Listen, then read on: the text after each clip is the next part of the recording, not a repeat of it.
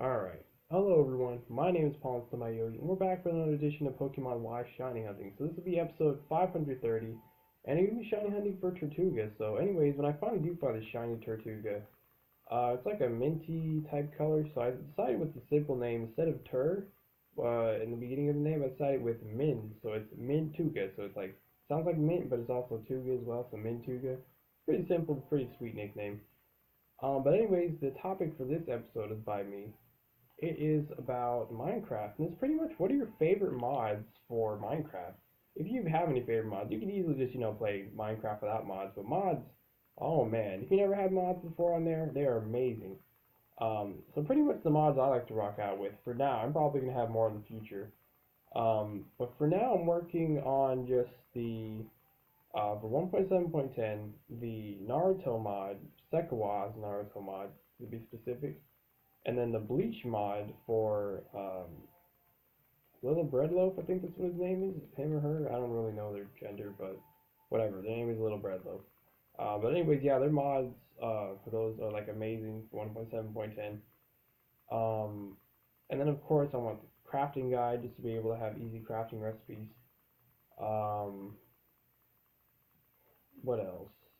Optifine, of course, because just in general, even if you have a good computer, it's just best to optimize your settings as much as you can, so you would lag as less as you can. And let's see. Oh yeah, and custom NPCs is like you can actually, like how it says, make your custom NPCs and have their like certain path they walk, or there's certain text, or they can give you quests or something, or you just talk to them. So I really like that mod as well. It's really cool for like if you like to build, just have like a story somewhat. So I really like that as well.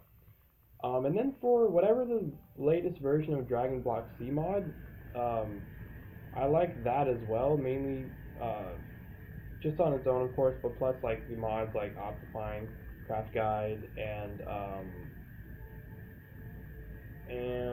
that other one, Custom NPCs. I was like, why? I didn't know why I was forgetting it. But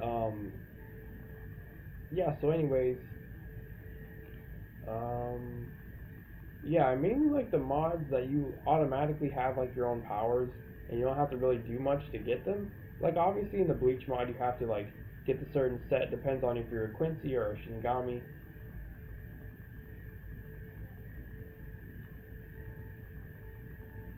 Anyways, yeah, what was I saying? Yeah, so you would have to get like a certain outfit to actually be able to use your spiritual pressure as like health as well. Because if you don't have any, I think you have to have the full armor set to actually have that work. Just one alone won't work, so you need the full armor set. But anyways, yeah. So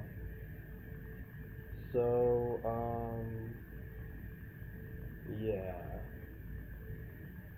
I mean, besides that, you can do stuff like the powers with the Naruto Jutsu, but with Dragon Block C, you straight up didn't know. If I can speak, you don't need to actually get any like armor or anything to use your powers. You can straight up pick your class and then, just train with like your fists. Your fists are going to be your best weapon, which is so cool. And you can like power up your strength and your speed and your dexterity, endurance, all that stuff, and then have the cool abilities like the transform depending on what race you are. But I think even the Namekians can transform, because there's actually if you haven't seen much of the Dragon Ball series, there's like a movie called Lord Slug, I think, which is like a Namekian, but he can transform into a giant. So I think you can do that now in the latest versions of Dragon Ball Z. Like I said, I haven't played it for real in a while, like 4 or 5 years. So they added so much stuff, I'm sure. So I definitely will soon whenever I finally beat the 1.7.10 mod world that I'm doing currently.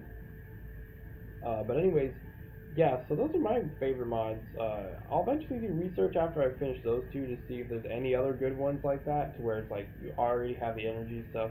Because I don't really like the mods you would have to craft stuff already, because it's just like playing another version of like Minecraft. It's like, whatever. But I actually want to be able to have like powers and everything and magic. I think that's really cool. To like summon your own powers and everything. That's what I really like about just video games in general, especially like the Minecraft mods. And then of course the Minecraft mods are actually pretty useful, like the crafting guide and the Optifine, and cool ones that add story, like custom NPCs. You can have your own story. Um, so yeah, it's really cool. It's definitely a cool one. Um, so yeah, I'm just curious, what are your favorite mods just in general for Minecraft? I'm really curious to know, because I would want to obviously try new mods myself.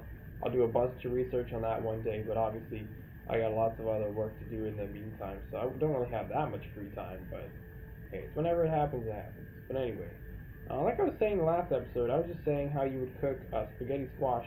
So I was saying how you pretty much want to poke the four spaced out holes along the middle of both the slices, because you want to flip it down after you like seasoned it and like moistened it with the cooking oil.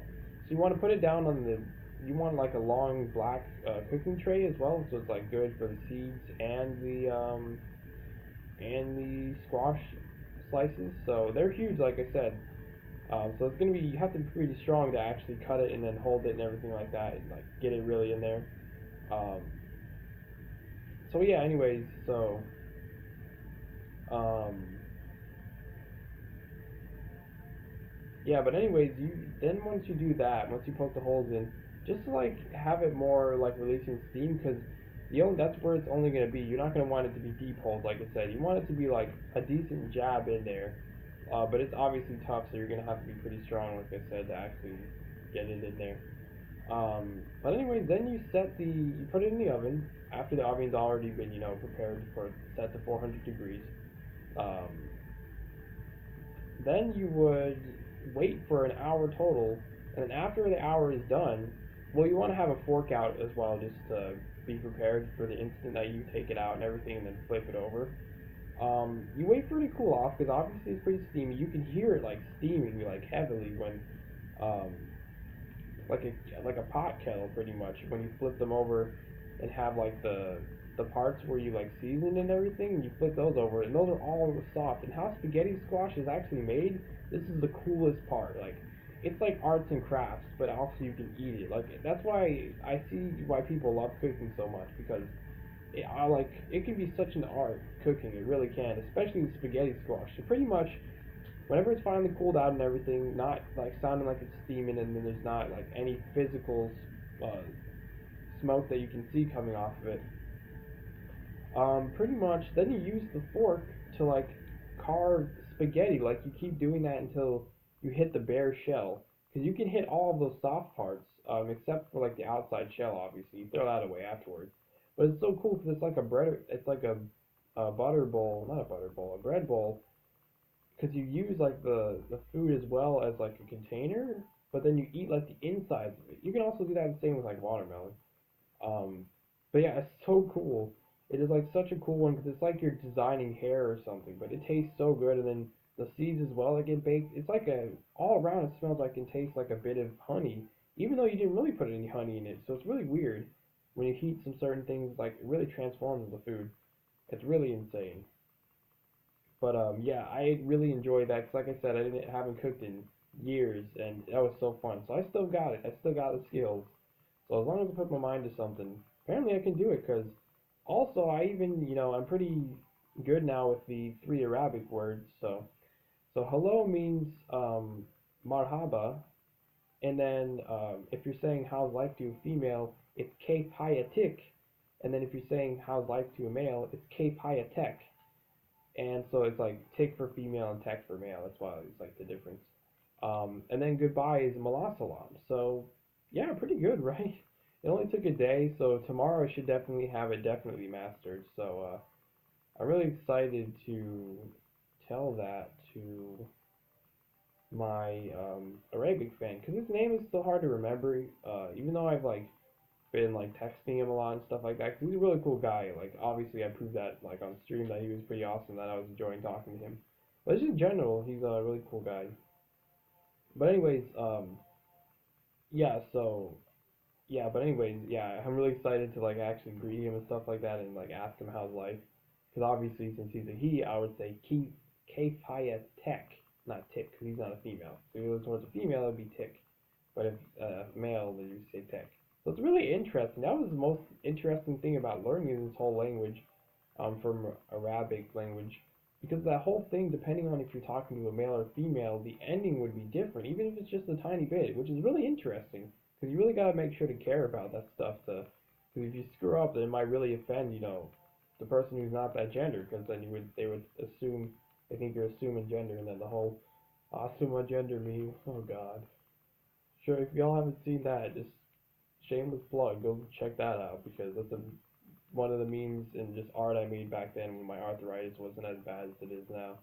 So it's just pretty funny as well. Pretty innocent, but well, I would say innocent, but it has like the whole thing is about Asuma, how Asuma dies in Naruto Shippuden. Yeah, it's kind of like that, except it isn't exactly how you think it's gonna go. But you'll see if you actually decide to watch it. But anyways, yeah, I'm just really excited for today's stream as well. Because it's going to be just like yesterday's stream where it's going to be super long. I'm going to train Star Raptor this time to level 100, so that's going to be pretty crazy. And I hope to meet a lot of new people because obviously I'm going to stream for a long time. Probably at least 7 hours like last time with the whole training King to 100 because the Starly I have is level 12 as well. Unless it's not going to be that hard and then the experience shouldn't take that long, I don't know, but maybe it will. I'm not exactly sure. But it's oh well, it's whatever. I'll just keep going, obviously, until I get the level 100 star after. So yeah. But yeah.